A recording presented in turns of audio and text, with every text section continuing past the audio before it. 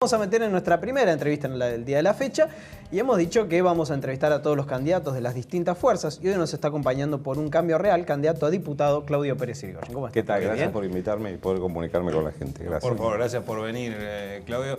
Que ya habías sido candidato en las elecciones anteriores, en las sí, internas, digamos, ¿no? En las PASO, sí, que es el instrumento que a mí me parecía que era más democrático, que permite a gente que no está en las estructuras partidarias cerradas, que a veces determinan políticas muy cerradas, te permiten de alguna manera compulsar, y bueno, habíamos logrado 1/3 de los votos de Cambiemos, claro. Y el otro candidato que provenía del radicalismo, otro 1/3 de los votos, y bueno, teníamos mucho para aportar en un programa integrado que habíamos discutido, pero bueno, el intendente optó por otro camino más propio y más vinculado a un sector del peronismo que no había tenido éxito electoral, y bueno, nosotros siempre jugamos desde el aporte. Vos estuviste con Florencia Rolía y tenemos 70 y pico de proyectos presentados. Y a mí me pareció interesante que yo, que había estado en el gobierno provincial en la época de Armendáriz y era muy joven y había trabajado mucho en lo instrumental de la provincia, tenía mucho para aportar al debate sobre la provincia de Buenos Aires, en el tema de seguridad, empleo público, que la 10.430 trabajé en ese grupo que se hizo, que es la ley de los empleados públicos provinciales, en el tema de educación y salud, y en el gasto social integrado, que fue la primera vez en la década del 80 que se habló, porque ustedes saben que el progresismo de la política, no importa hoy que sea democracia de candidatos, está vinculado a cómo se generan los ingresos, en cómo se distribuye la riqueza vía salarial y en cómo se utiliza el gasto social en forma integrada. Claro. Y qué resultados obtiene en eso. En un país que tiene 30% de pobreza, me parece que yo tengo mucho para opinar porque trabajé mucho en eso. Claro, y en este caso ustedes sienten que el radicalismo en cierta forma se lo marginó de la discusión, se los ha dejado afuera. Y ustedes lo pretendían... raro es que esto fue un acuerdo de cúpulas partidarias, donde en un partido que se achican hacia adentro, que son las internas, que participan 3.000 personas, de los cuales nosotros teníamos el 40 o 50%, se decide por vía de la lapicera y me parecía que había otros 60 o 70, 80.000 votos que se estaban dejando de lado. Y bueno, la opción es cuando te cierran todos los caminos integrar la posibilidad de forzar el debate a través de la participación de un partido también. Somos casi el único caso en la provincia de Buenos Aires y tenemos el lema este de un cambio real, porque nos parece que el otro todavía no plasma, sobre todo a nivel local y en algunas cosas provinciales, ese cambio que habíamos votado. Claro, porque ustedes están discutiendo tanto a nivel local con Garro, pero también van a nivel como una posibilidad la legislatura.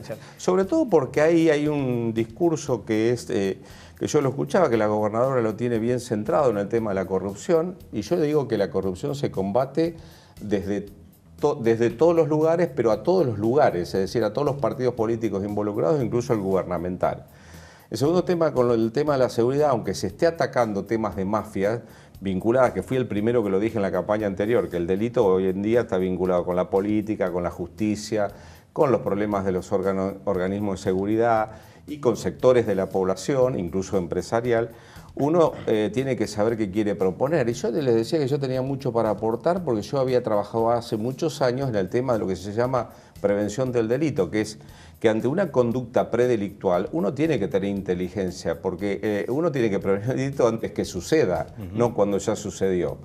Porque yo entiendo el dolor de la candidata que va por los hechos sucedidos, pero cuando ya está hecho el daño del delito, es muy poco probable que se pueda reparar. Entonces, el tema de la prevención es un dato importante. En segundo lugar, nosotros habíamos trabajado mucho en el sistema penitenciario y con el esquema del sistema penitenciario es de modernización del sistema penitenciario.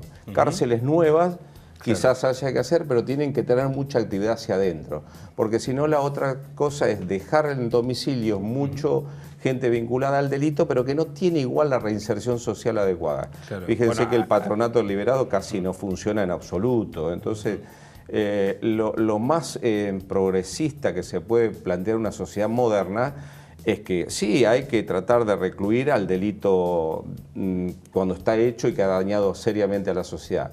Pero lo más importante es tener inteligencia del delito para prevenirlo adecuadamente. Una vez que está hecho, la reinserción social cada vez es más difícil. Claro, ¿sí? ahí hay, si querés, las principales diferencias también con el otro espacio, con Carolina Píparo, que encabeza. Bueno, no sé qué enfoque está dando, yo la entiendo perfectamente a ella desde el lugar que lo dice, pero cuando está dado el delito en la seguridad, el problema es que ya se pide condenas más duras.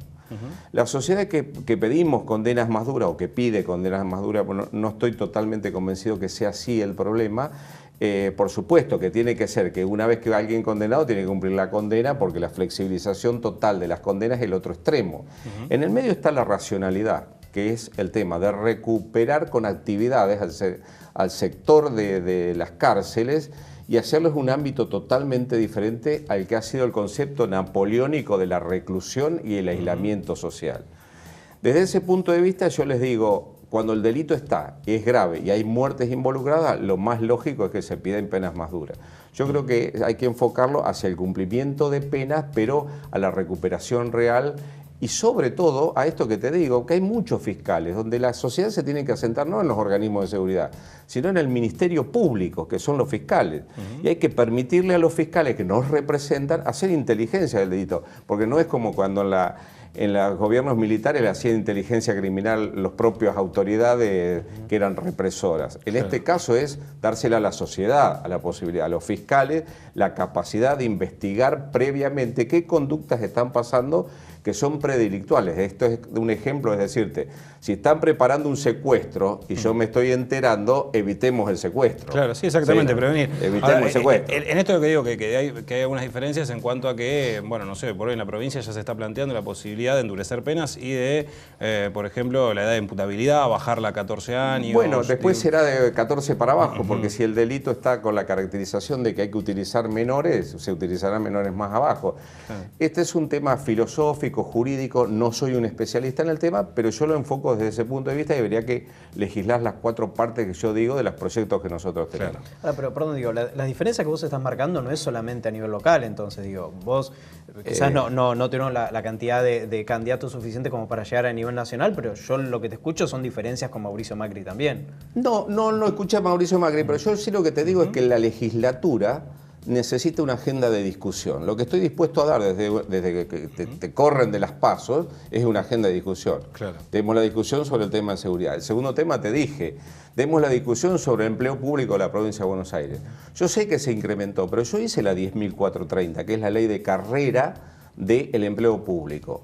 Se distorsionó por decreto y se rompió el principal concepto que todos los empleados públicos que me están escuchando desean escuchar, que es decir, háganme un estatuto más largo, pues yo tengo categoría más baja, ¿para qué quiero tenerla más alta si no voy a cobrar más que 5 pesos más? Claro. Por lo tanto, la escala salarial hay que estirarla.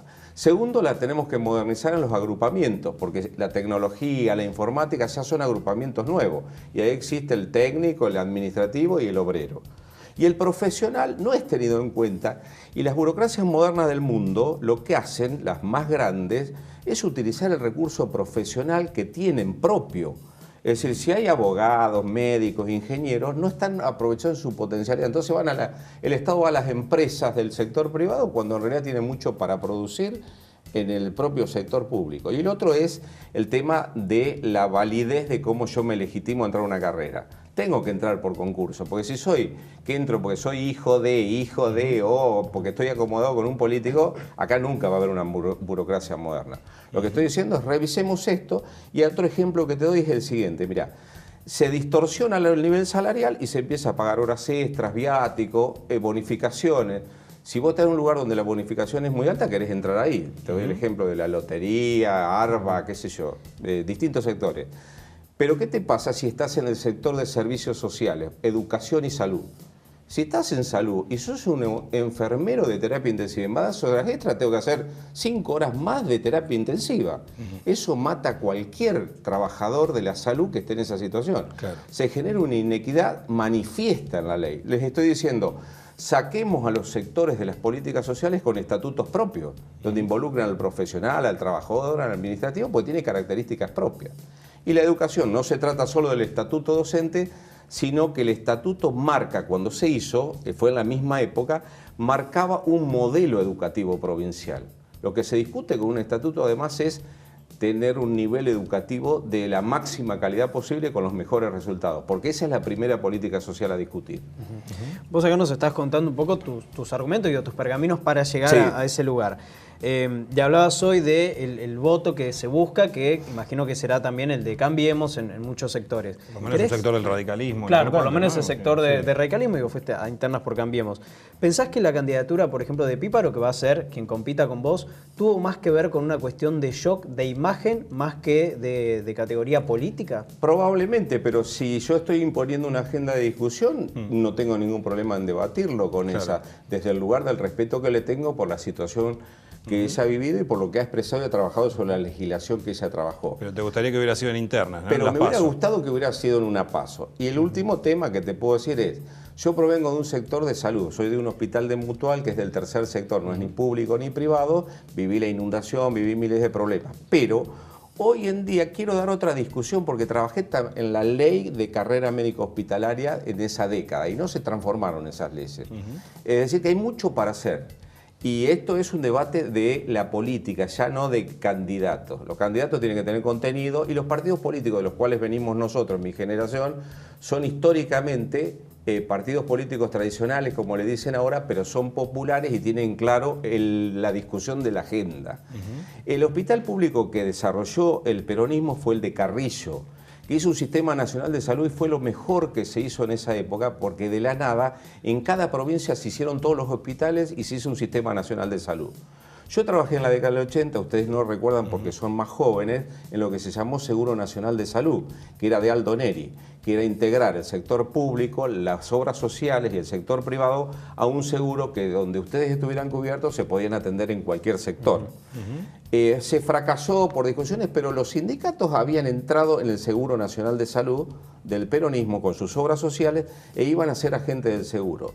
Lo peor que puede pasar ahora es que no discutamos que ese paradigma de Carrillo cambió en todos los lugares del mundo. Los hospitales, que son 80 y pico en la provincia de Buenos Aires, tienen que tener un presupuesto propio, tienen que tener funciones y puestos de trabajo adecuados, tienen que tener un nivel de administración adecuada y de toma de decisión.